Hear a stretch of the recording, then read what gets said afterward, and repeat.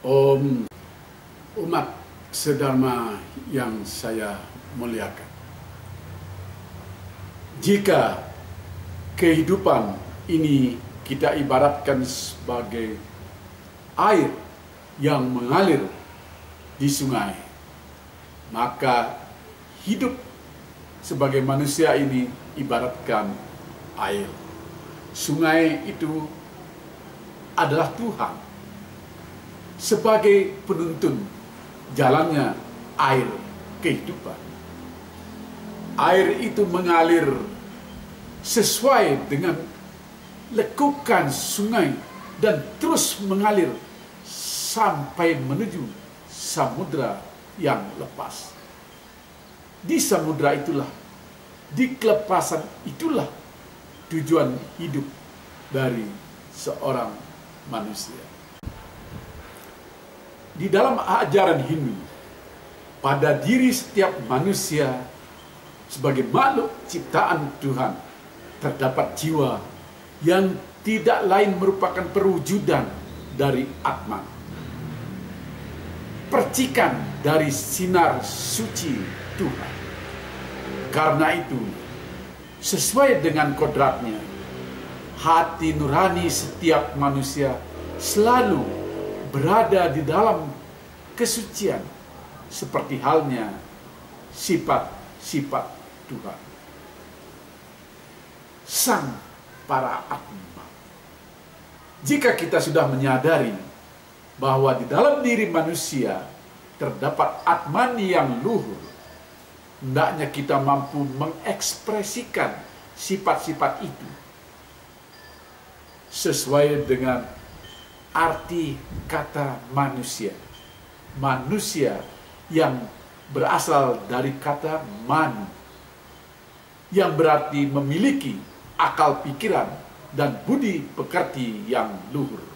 Kitab Sara Samuscaya Sloka 2 menyebutkan,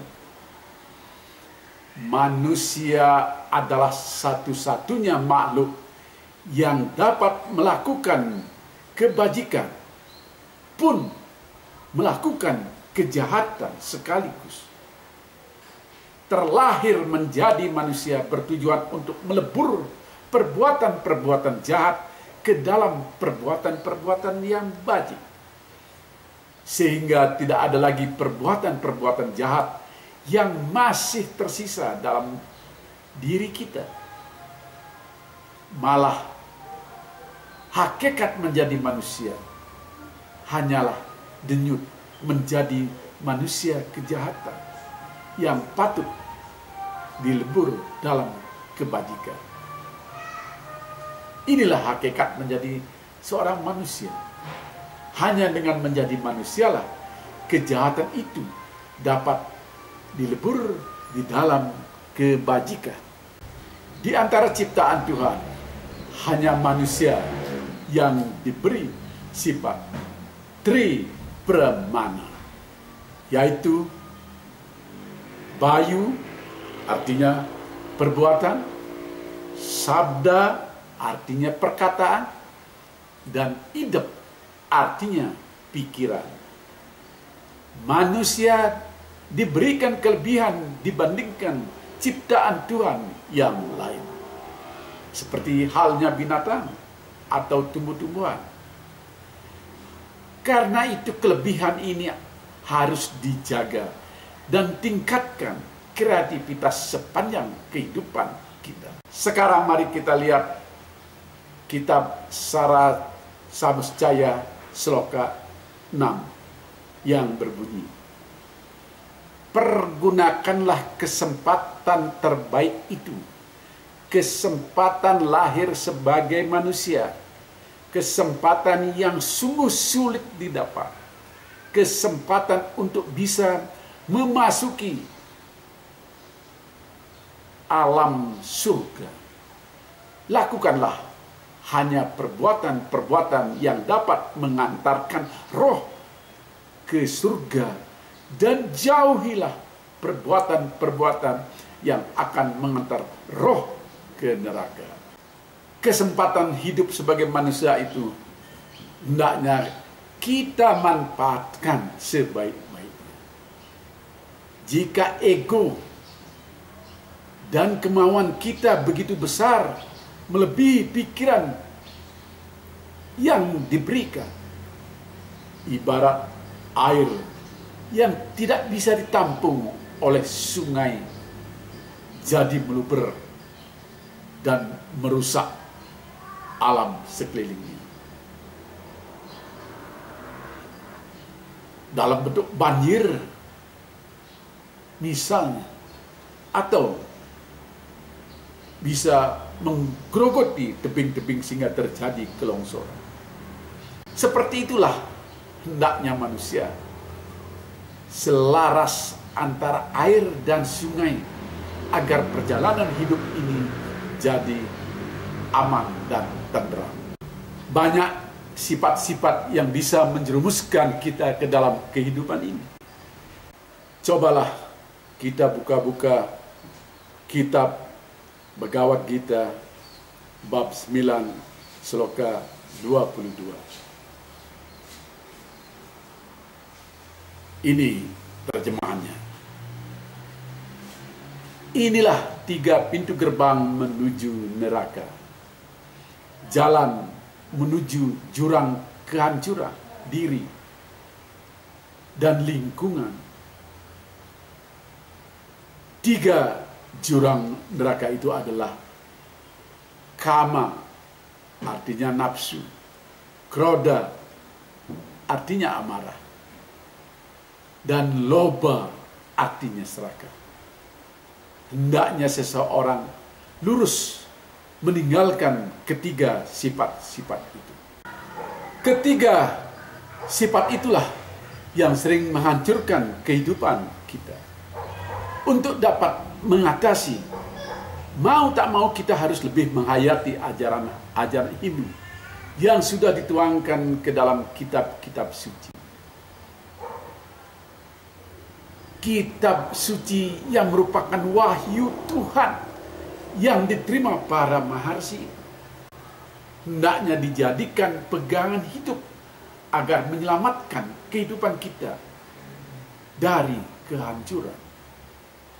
Jika kita sudah mempunyai pegangan yang jelas-jelas hidup dalam tuntunan kitab suci, maka niscaya hidup kita jadi baik. Karena ajaran agama membimbing umat manusia bagaimana seharusnya menjalani kehidupan ini. Memang hidup ini akan selalu menghadapi goncangan, ibarat perjalanan air di sungai. Tidak selalu sungai itu datar. Ada kalanya ketemu dengan jeram yang membuat aliran sungai itu terjun bebas. Tapi ada kalanya ketemu genangan sehingga air terasa berhenti sejenak berjalan. Ada pasang dan ada surut. Hidup manusia kadang senang, kadang sedih, kadang kita menangis, kadang kita tertawa, kadang hidup ini manis, dan kadang hidup ini pahit. Jika dalam pasang surut kehidupan itu kita tidak memiliki pegangan hidup, maka kita akan mudah terombang-ambing. Namun marilah dalam perjalanan hidup ini haruslah kita syukuri dan mungkin juga kita nikmati apa adanya. Tatkala kita sakit, mungkin kita diberi tanda agar kita berhenti bekerja sejenak. Jeda. Jeda dalam bekerja keras.